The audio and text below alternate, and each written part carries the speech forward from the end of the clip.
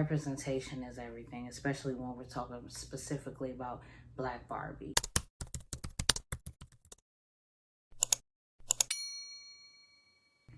What it is, what it ain't, it's your girl Umbrella, and I am back with another video, okay? In today's video, we're actually going to be talking about the Barbie documentary, Black Barbie, and I'm so excited. I came dressed as a Black Barbie myself, just so that we can celebrate this huge documentary, this accomplishment. Is such a good documentary. I actually might watch it again after this, but I've left the documentary feeling very inspired, so I just of course want to inspire you guys to take a deeper look into Black Barbie, and let's see how far she's come. Okay, so if you guys are ready, let's get right into the video. Make sure that you like, comment down below, and subscribe to this channel for more videos just like this. Y'all know I'm coming with heat, and I'm coming with a pregnant belly, and I'm out of breath every 5 seconds.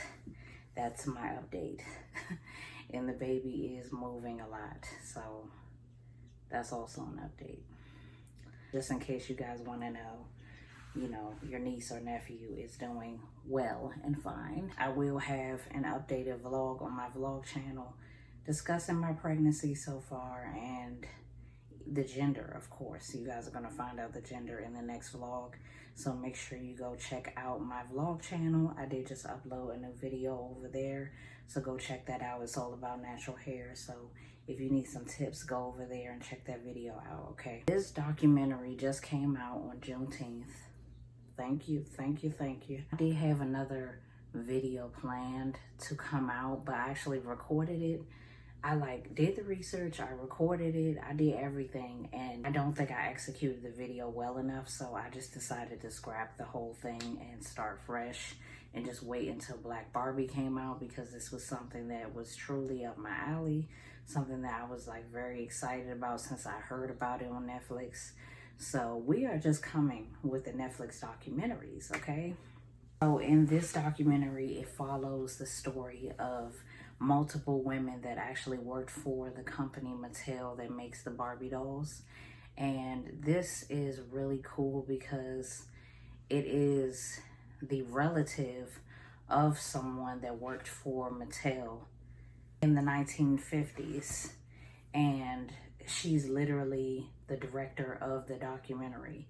Her name is Longeria Davis. Her aunt actually worked for Mattel, and that's where the story starts off, and that's where she got the inspiration for doing the documentary. It starts off with her aunt, Beulah Mae Mitchell, talking about her experience as a Black woman and growing up as a Black girl and being born in 1938, working for a white family at the age of 13. She was a cook.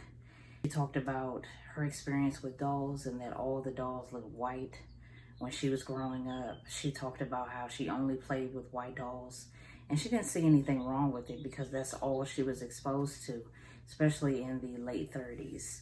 They also talked about history with Black dolls, and that at one point in time in different parts of the United States and even different countries, Black dolls were being banned from even existing, so people started making their own Black dolls from cloth, which I thought was really cool and really necessary. I mean, come on now. And as the documentary starts, she's walking into her house, and Miss Mitchell is showing her her doll collection, and now of course she has Black dolls, and she talked about how it's so full circle, and that she didn't even think that she would ever see a Black doll, and that it makes her feel good playing with a Black doll, collecting Black dolls in general.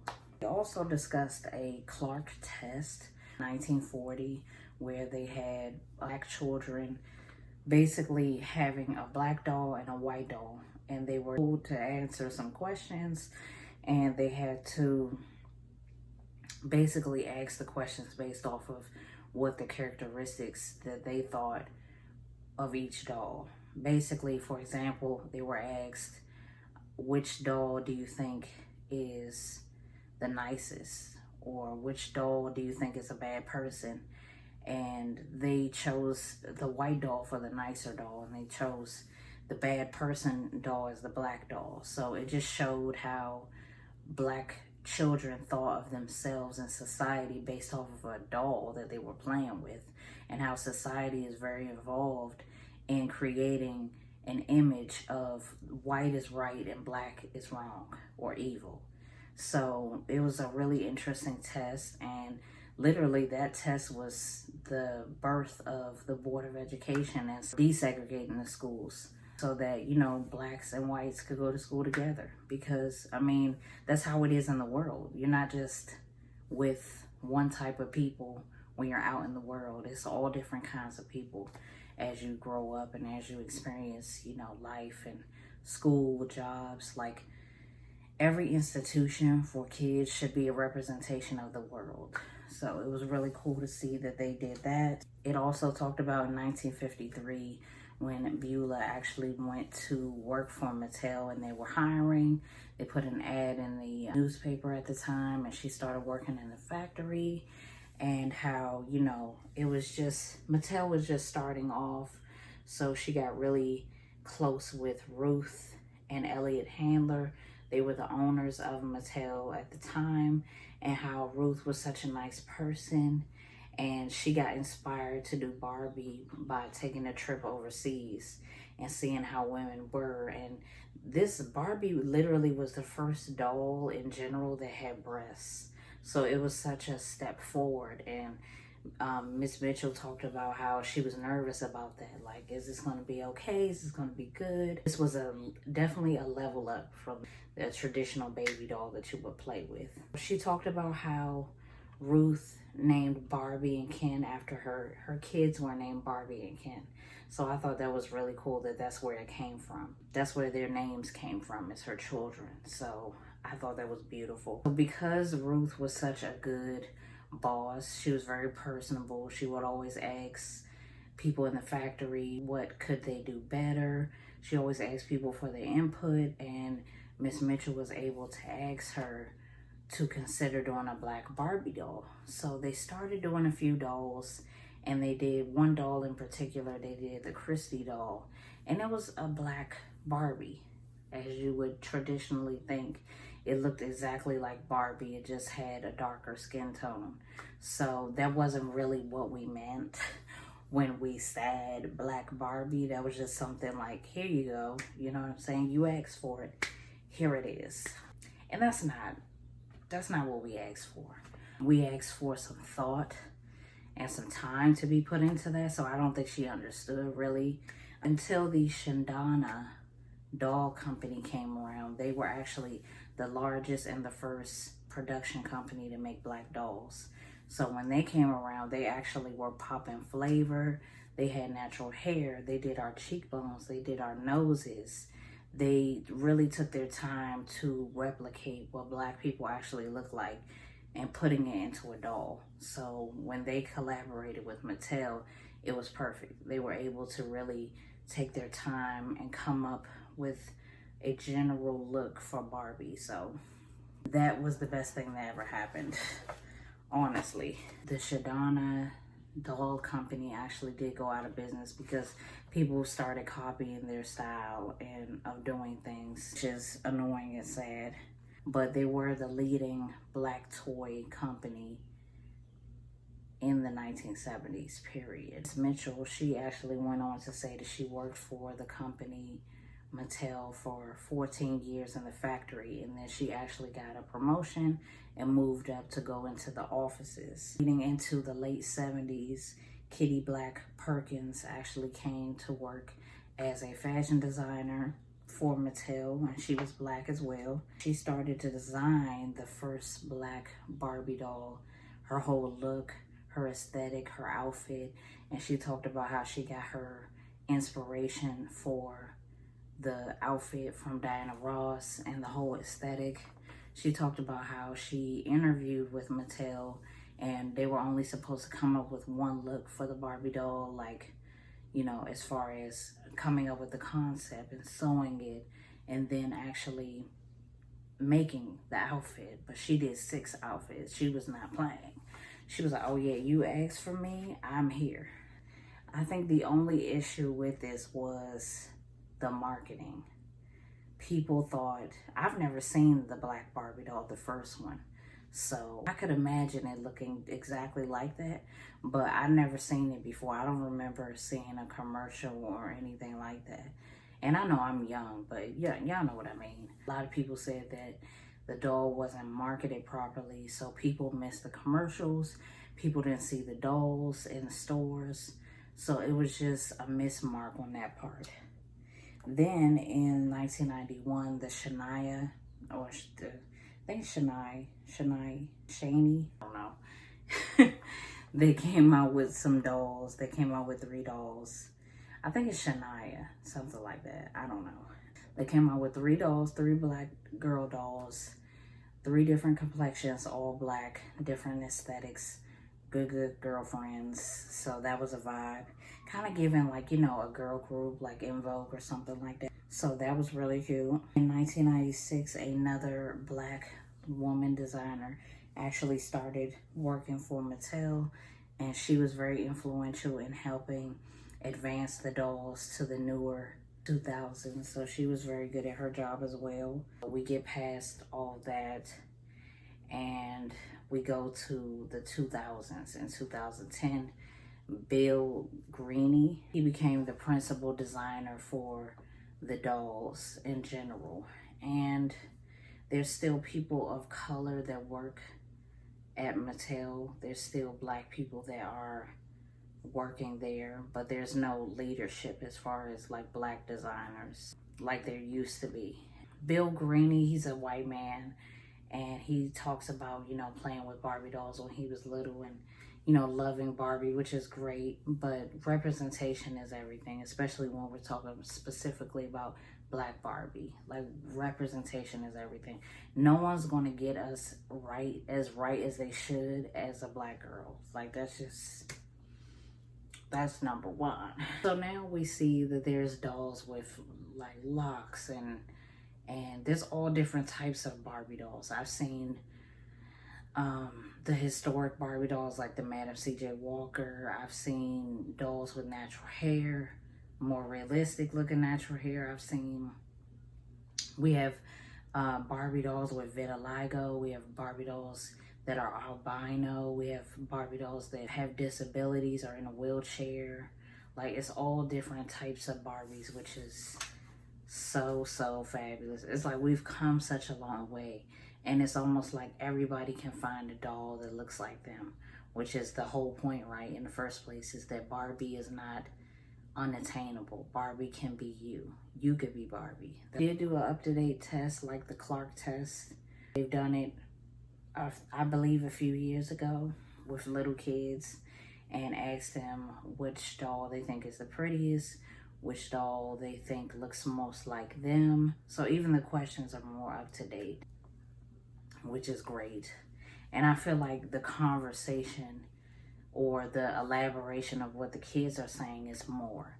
And it shows that the parents are more present in the home, and the parents are telling them that they're beautiful and that they are somebody, you know. And I feel like the sad part about the original Clark test is that how can parents give their children confidence when they don't feel it themselves in a world that treats them like crap, literally?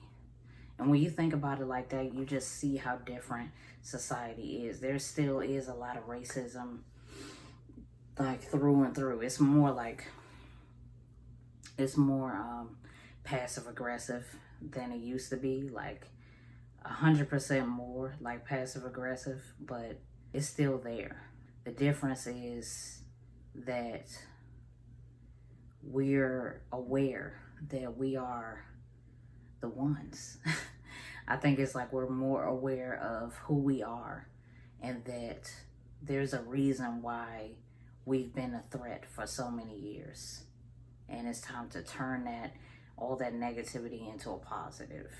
And now I feel like we have more confidence going into the world, so we can give our children all the fruits that they have, and we can tell them they could do anything, and we believe it, not like we used to. I asked as well, like, who do you think is the real Barbie? And then of course they all pointed to the Barbie with the blonde hair and the pink, and you know what I'm saying? And some of the kids actually just associated pretty, like which one's the prettiest, with outfit. They didn't necessarily associate skin color.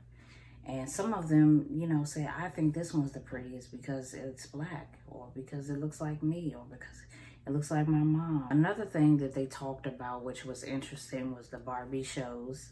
And I've actually watched a few of them with my niece, and we talk about it all the time. And she actually said to me the other day, like, why is there only one black Barbie? And I was just like, my talks with her is working, because she noticed it, and she's watched it before, but she watched like a different one before. She was just like, I could tell it bothered her.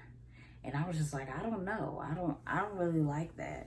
And she was like, I don't like it either, because that's not cool. Like, there needs to be more black Barbies. And I agreed with her.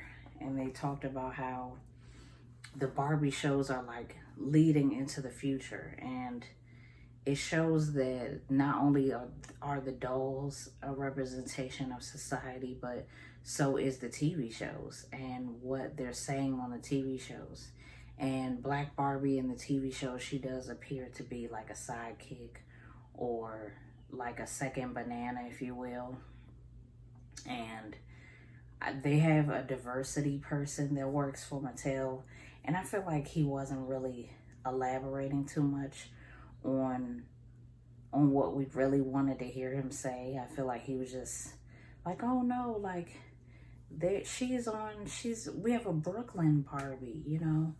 It's like, that's not what we meant. I have an example. There was even one where I think Black Barbie, she was actually like a performer of some sort. For the Brooklyn one, I think she was a dancer and a singer, I want to say. And she went up against Barbie, and they tied. It's like, if Black Barbie has the musical background, then how can there be a tie? It could have easily been like Black Barbie won, but it's like you couldn't have made that happen. But it has to be a tie. Okay. The TV shows also show that Black Barbie doesn't really talk as much, and she seconds what Barbie says.